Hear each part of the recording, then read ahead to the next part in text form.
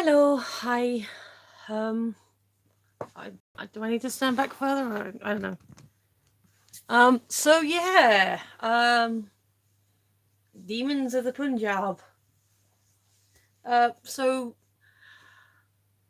firstly, if you are new here, well, nobody's here at the moment, but if you are new here, if you're watching this later, basically I talk in broad sense for a little while, and then we go into the spoiler zone, which will remain, signposted as long as we're in the spoiler zone. So if you were just watching these first few minutes, then you are safe. And if you are, joining later when the sign's up, then feel free to skip until you've seen the episode. And this episode I definitely would recommend watching. One moment, please.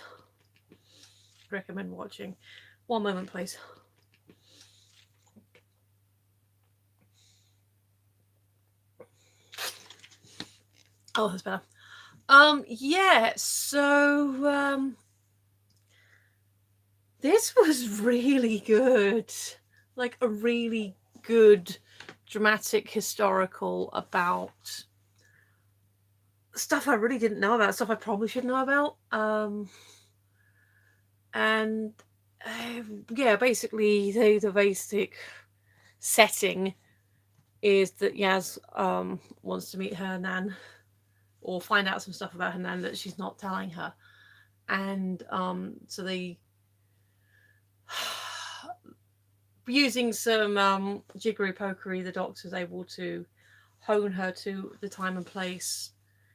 And it turns out that it's during literally the day of the division between India and the creation of Pakistan, which is something I was kind of vaguely aware of that it had happened. But it's not something that I really knew much of anything about. And I will say this for the episode, it has compelled me to maybe look into the history a little bit more. Because that looks like an interesting that looks like an interesting period in our history. I say our because it is 1947. It's pretty much straight up, a couple of years after the war, and it is Mountbatten that drew the lines. And so yeah, Britain is not Britain. I don't think Britain's ever been completely innocent in their part in what they've done what we've done in England, in India. Sorry. So again, parts of history that I'm not completely familiar with. But I'm not saying I necessarily feel guilty about it because don't think I've got any noble lineage that might have had anything directly to do with that. But especially going, it's only a couple of generations back. But it is something that this country did do those things, and it has caused the problems that it's caused. Yeah, so like I said, a really, really solid episode. Again, amazing acting. Couple of good funny lines. One I'll get to in a minute. But yeah, I will say this in a broader sense that someone's just posted a. Oh, hello. Someone just Draconian Dan. Hello. I've literally just got a notice on my computer saying that you've subscribed. So thank you. Hey John, thank you for the subscription. So yeah, my thoughts generally on this episode before I get to the spoilers. Like I said, it's literally the day that India is divided and Pakistan is created, and it felt very poignant. I don't know, because there was a lot of what felt like delays on broadcasting this series of Doctor Who. Like, it felt we were waiting forever for it to start broadcasting. And watching this episode now, I don't know if it was definitely deliberate, but it is. This episode talks about the Second World War a lot, because one of the main characters was a soldier. He was there, and he's sort of saying about his memories and think how he was affected by it. And with today being Armistice Day, being 100 years since the end of the First World War, and all the things that have been happening. I mean, literally before Doctor Who was on, we had a special Songs of Praise, which was the your Remembrance service. And I only like literally caught the last few minutes whilst I was sorting out the laundry and waiting for Doctor Who. That's why I was late watching this one, because I'd paused it to finish sorting out my laundry, and then thought, well, since I've already delayed, I might as well get dinner as well. So yeah, I don't know if it was a deliberate timing choice to have this episode land on 11th of November. So sorry. The question, did I notice how grumpy the Queen looked? I'm not going to say anything too much about Liz, because I don't know, what's going on. She's probably got a lot on her mind. It's, if you're on all the time like the royals are, then you're not always going to be more smiley. I will say, though, my first reaction when I saw her and Camilla, it was like, did they coordinate, or is that why Liz is grumpy? Or she was going to miss Doctor Who. I think it was just because Camilla stole her colour. I think it's because Camilla was wearing the same colour as Liz, and that's not right. But yeah, so this felt like a poignant episode, and to have it broadcasting today, I guess I don't know if it's deliberate. They looked at the dates and thought, oh, that will land here. That would be brilliant. Maybe that's why it's on Sunday. I don't know, but it gave it for me personally. It kind of gave it some extra weight.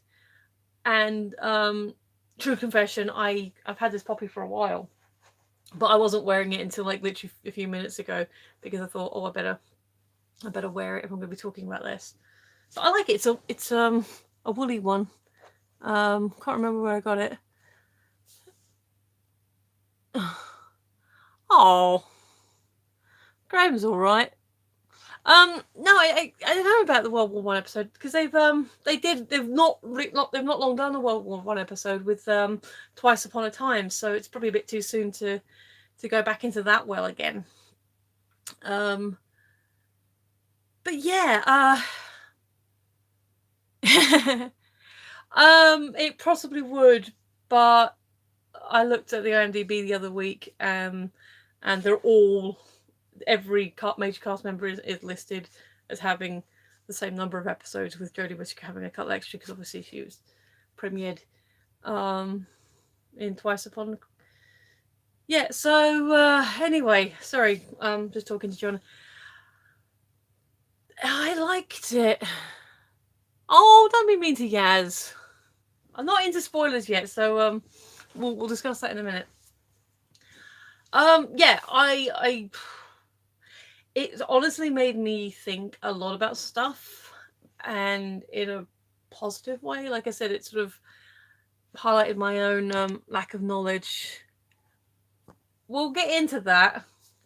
It highlights my lack of knowledge about the Indian-Pakistani history, that conflict. But yeah, honestly, really good episode. This was definitely one I can see me sort of revisiting. It's even one I might show my partner, because although he has a hate boner for Muslim people, so maybe not. I don't. I tend to take people as individuals. I can see where he's coming from in the certain cases.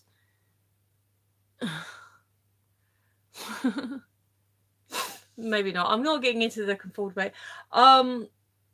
He doesn't like him for his reasons. I tend to take any people on a case by case, one by one. So, I mean, from a historical point of view, I think he might find it interesting.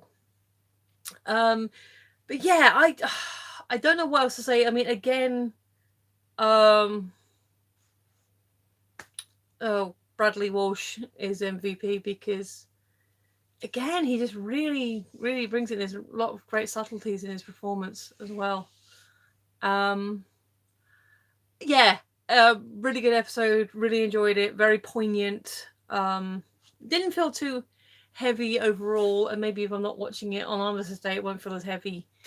Again, but yeah, I recommend it. It's a good one. Um, I can't really talk more about it without getting into spoilers. So let us enter the spoiler zone. I'll get my glamorous assistant Forks to help me hold the sign up. And then we will talk more specifically. Oh, my phone just... I don't know if that... I don't know if that broadcasted over. Did anyone hear that funky music coming out my phone? Because that was me getting tweets. So, hang on. There we go. Alrighty then. Come here. Are we in the spoiler zone? Could we see that? How's that looking? Alrighty then. Oh, officially in the spoiler zone. And okay, so it opens with Yaz at home with her nanny Umran, and she's basically celebrating her life, saying how she was the first woman born married in Pakistan, and giving gifts to her daughter and her two granddaughters. And it was like she gave her daughter letters that her grandfather wrote her when he was away. Don't read the dirty bits. She gave the younger one a gift from her husband. I can't remember why, but it's beautiful, and I've kept it all the time. And it's a yellow flower that she sort of kept preserved. And Yaz gets a broken watch, and her dad's like, "Oh, we can get that fixed." And no, it can never be fixed. Mrs. Amrin saying that it can never be fixed, and she's like, "Tell me the story. Why can't we?" And she's like, "I don't want to talk about it." So yeah, and then he's like saying about her life and how she's like started her life, in India, Pakistan, and then end up in Sheffield in a wheelchair, and everything in between. And before I get into more of the details of this episode, I am more than happy to see more of this woman's life because she seems very cool, both as a young woman and as an elder lady. So that's cool. So yeah, basically, yes, says to the doctor, it's a bit you get in the trailer. So what's the point if I can make the time machine? And the doctor does sort of say, visiting family and treading on your own path is, she actually says about, it's not good to, go see your own family. And I think that probably is a direct reference to Father's Day, the Chris Eccleston episode. Which if it is, it's a good nod. It's a good one. So yeah, she's cautious. This is where the wibbly wobbly comes in because there's a reference because she said, "Oh, it could be dangerous going back and doing this," and the boys are like, "When have we ever, not when has it ever not been dangerous?" And she's like, "I apologize for like the death-eyed turtles." So there's an adventure in the middle. Attack of the Death-eyed Turtles. And yeah, basically the boys are like, "Oh yeah, we can go to India, go to Pakistan. I've never been. Oh, I've lost people. Never mind. I'll just keep talking anyway." And yeah, everyone agrees that they can go back and see if they can find Yaz's nan, and this is where the timey-wimey jiggery pokey comes in because she's explaining how the TARDIS is telepathic, and Rose like, "It's telepathic, don't say that." She doesn't like it. So yeah, She uses the telepathic field to read the space-time coordinates on the watch. Hello, someone's come back again. And we are in the spoiler zone, by the way, if you're just joining us. So the TARDIS reads the time coordinates. They arrive. The Doctor has a weird kind of attack where, she's sort of clutching her head and like you see a flash of something. And then they meet this guy on the road who gives them a lift to meet Umran, Prim. And basically, it turns out that the person that Umbrin is marrying is this Prim guy who they met on the road. And she's like, but that's not my granddad. He doesn't match the photos. She does. The young woman matches the photos of her grandparents, but the young man does not. And she's like, that's not my granddad. And anyway, that's a Hindu name, not a Muslim name. So they are essentially star-crossed. Hindu and a Muslim getting married is kind of frowned upon already. And then you have partition happening. So there's your sort of conflict in the middle. As I said, Prim had gone to war. I think, I can't remember which theatre he said he was in. He mentioned Siam later on. So I guess it was one of the Eastern Fronts. My war geography is not very good. So it's like the Eastern Front's like East Europe, not east of the world. And they make jokes about having, because they say that they're British, they're from England, like they're Umran's family from England. And he was like, I'm going to say that, and like I fought with the British to get you lot out of here and all this stuff. So there's a bit of like, they're really directly antagonistic. Prim certainly isn't directly antagonistic to the TARDIS crew, but they're like saying, I'm kind of trying to get rid of you guys and all this stuff. They meet a holy man, like as they're about to go on the carriage, on Prim's carriage. They meet a holy man, and he offers him a ride as well. So, would you like to travel with us? And he's like, oh, you young people, why don't you just walk? Walking's never done me any harm. So he's a sweet old man, sort of giving his sort of, wise man wisdom. So we'll meet you there. That's cool. So yeah, if like, oh, this isn't my granddad. What's going on? And so yeah, he's got his younger brother who didn't go to war because he was too young at the time. And as we find out later on, he lost his older brother who he'd signed up with. So yeah, you've got these alien creatures who really interesting designs actually, and I'm going to get the name wrong again. Nope, it's completely gone out of my head. I want to call them the Tanith, but it's not that. The Thanith. So the alien demons, because they track him down. They keep seeing him everywhere, and Prim's like, "Oh, you demons, get out of my land!" and all this stuff, chasing him into the woods. And they discover the old man's body, the mystic's body, and they're like, oh, they think, this purple stuff comes off him, and they think these alien creatures killed him. And they get into their ship, because there's like a transmat on the door or something. And to Prim's credit, he's in this literally alien cavern, and he's like, this is beautiful. And the doctor's like, you said you've seen them before. You know what are they? What do they do? And that's when he said that he saw them over his brother's body on the battlefield. They've been told to evacuate. And he's like, no, I signed up with my brother. I'm going to find my brother. Finds him, with these guys hovering over him. And I think, oh, he's, they did something to him or whatever. And he just like took a token from his brother and basically kept it with him ever since. And so he thinks these alien demons are like bad omens and stuff. And you know, the doctor finds out who they are. They activate a holographic display, tells about the race, and he's like, these are assassins. They've bred themselves to be assassins, like they're one of the old races.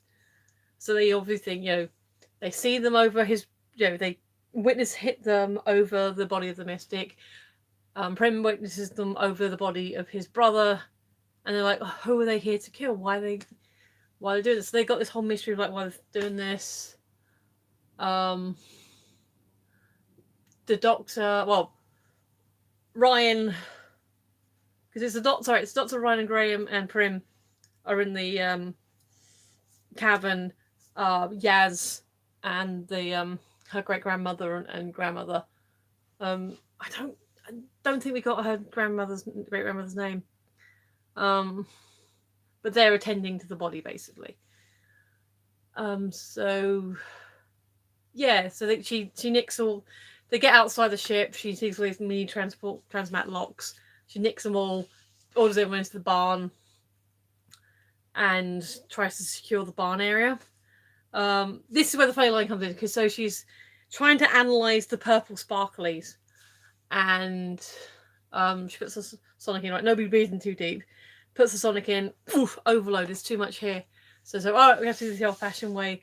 I need oil, water, like 9 containers, some ox spit, and chicken poo and something else. And Ryan's like, Bagsy, not chicken poo. And that made me laugh. And so they're doing all this. She's doing this thing. She finds out that that it's very, very dense. There's like everything in it. There's carbons, there's hydrogens, there's all these different elements in this container of glittery purple dust. I'm kind of skipping around, but it turns out that they have stopped being assassins and become watchers, because, as I said, they are centuries of killing and being killers, and ultimately their planet. And it's just these two. We don't know if there's more out there, but there's these two. And so no, we're no longer assassins. We are watchers, and we watch over those who die alone, because our planet died alone. It blew up and nobody saw it. And basically the dust is what was left of the planet, which is kind of really like, oh, and the doctor's like, oh, because she sees them doing this hand gesture, and as soon as she works out what it is, she does the same thing. So I had no idea. I'm so sorry. And she starts listening to them and hearing their stories. It's like, oh, that's a thing. But before then, she was invited to the hen night, and the boys obviously went to the stag do, and they're having there wouldn't be mandalas. I don't know, like the henna tattoo type things on their palms and such, having them painted on, and Umbridge saying they're not the best that she's seen her great grandma's doing them, and she's like, yeah, but you I had to prepare a body today. You try and do good, hand art when you've had to prepare a body. So it's like, oh, okay. But the doctor's like, oh, this is great. I never did this when I was a man. And Gaz like, oh, doctor, you and your jugs. And she's, oh yeah, me and ignore me and my talks of regeneration and gender identity thing. So yeah, there are a few references that Doctor's making to having previously been male, which makes sense. It's like she's definitely settled into her body. She's like she definitely seems more confident in who she is. But when you were a man 12 times previously, 13 if you including the War Doctor, which I suppose you should, it's going to be an adjustment period. But that was quite a sweet line. And just generally bonding. But yeah, it turns out that the reason they are the Watchers are there this time is because Prem is going to die. He's going to die, and she finds out all this stuff. So basically, because the wise man has died, they need someone to officiate the wedding. Because she's a doctor, that is a honourable position. So she officiates the wedding, although she she makes this beautiful speech about love and basically, okay, so the whole wedding ceremony happens with everybody knowing that Prim's going to die later that day. They do it on the border, so because that's what she's. I want to be the first, first woman born in, woman married in Pakistan. So she's literally standing on the border. She does like a hand fasting ceremony, which is like a Hindu thing, which is very sweet. But yeah, the doctor gives this really good speech about love and strength and like certainty and like my beliefs of love and hope, and I see that in you, and you like are the two strongest people on the planet, if not the universe, right now. And it's really beautiful speech, and she's like, I don't know how to formalize it, and that's when they did the hand fasting and biting, sorry, and so really nice wedding ceremony. Everyone's sort of aware that he's going to die, but they carry on as normal. Before they do it, Graham has a really nice moment with Prem saying, oh, you still look like a schoolboy out on maneuvers, and he's like, oh, that's the best I've got. But it's like basically being proud of him and the man he's known, like in this very brief time, knowing that he's not going to see the end of the day. And again, this is what I'm saying. Bradley Walsh is totally bringing it. Which reminds me, so last week I said that so far we've had moments with each character combination except Yaz and Graham. And today we had a moment with Yaz and Graham. Basically, she's been talking to Umbrin and saying that, this is... She feels somewhat betrayed because she's... Umbrin is marrying a man that isn't her grandfather, and she's confused and doesn't understand. She feels like her nan has lied to her. And Graham sort of comes out and chats with her, and sort of they have a really nice moment together. And he basically says, that young woman in there right now isn't your grandmother. She's just that young woman in there. And, you don't know what this is what's happening now. This is the moment that's happening now. And you don't know how this woman makes the decision that she does later on as your nan. And that's really sweet. So it's nice that they've finally had a moment together. I really appreciate that. So yeah, it's all fine. They all it's very, very lots going on. There's the younger brother is very kind of radicalized. So there's lots going on with him, which it's hard to really get into without. Basically, when Prim was off at work, at war, they were working the farm together, and Umrin's given this whole speech about how the brother, worked hard to keep everyone fed, and please allow me to feed you now, because he sacrificed. And he's like, I didn't work the farm for you, I worked it for my brothers, one of whom didn't come home, and the other one I wish I hadn't. And it's like, oh god, this guy's got a lot going on.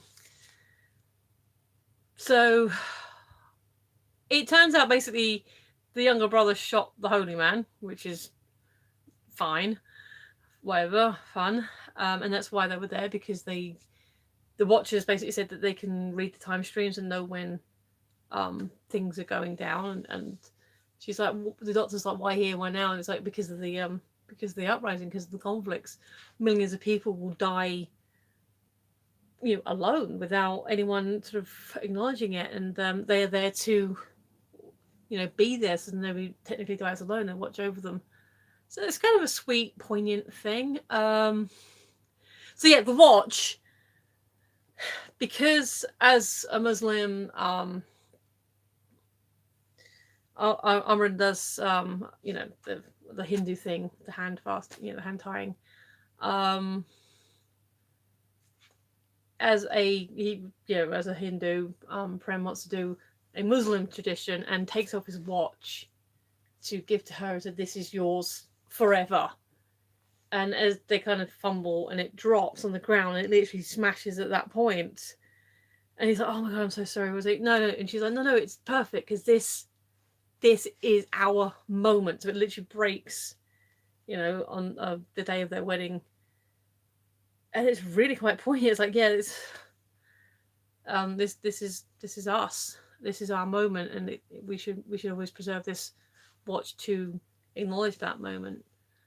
Um, but yeah, so basically, younger brother had called a gang in to like basically clear the land, like get the farm. We get a really cute moment where they're clearing the women are clearing the house, taking all their precious things as much as they can carry. And Yaz notices a world map, and she goes, "There's Sheffield on this map." And she said, "Oh yeah, my father brought it home from England, and I put my finger on it, and I said wherever my finger lands, that's where I'm going to live." And she's like, "And I know Sheffield. It sounds like such an exotic place, like Sheffield. That's an exotic word." So yeah, that's how she ends up there. Um, so yeah, it ends. They all run for their lives. The women, told where to go, like go through the fields, through the woods, keep going north across the border. And they're safe. They make it, obviously, because she grows up to be Yaz's grandmother. And the doctor and the gang sort of stand to watch over Prem, his conflict with his brother. He's trying to say, look, what's going on? Why is this happening? I served with you in Siam. We were a team.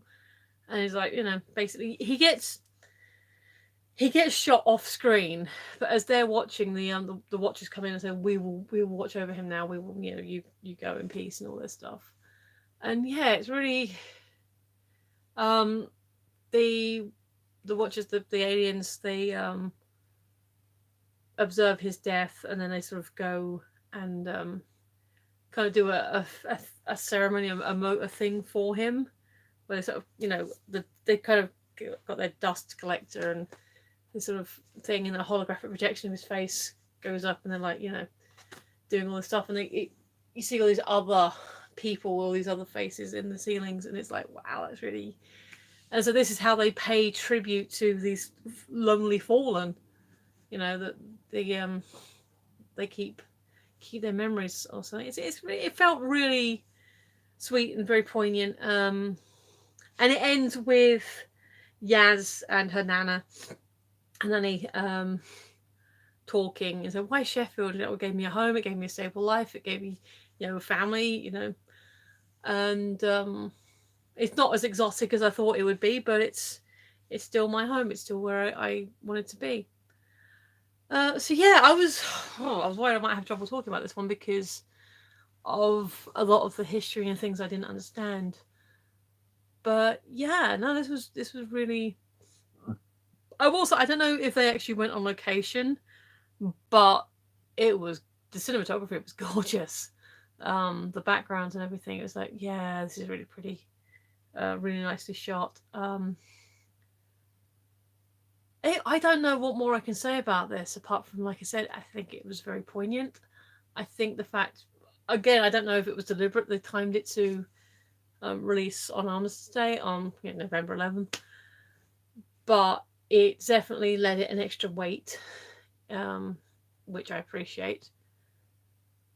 And yeah, no, this was a good one. I recommend people watch it.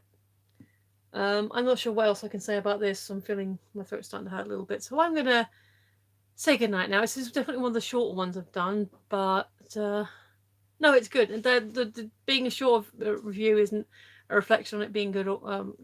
It's just, I'm not sure what else to say about it. It was a quieter episode, a lot more talky. There's less running around.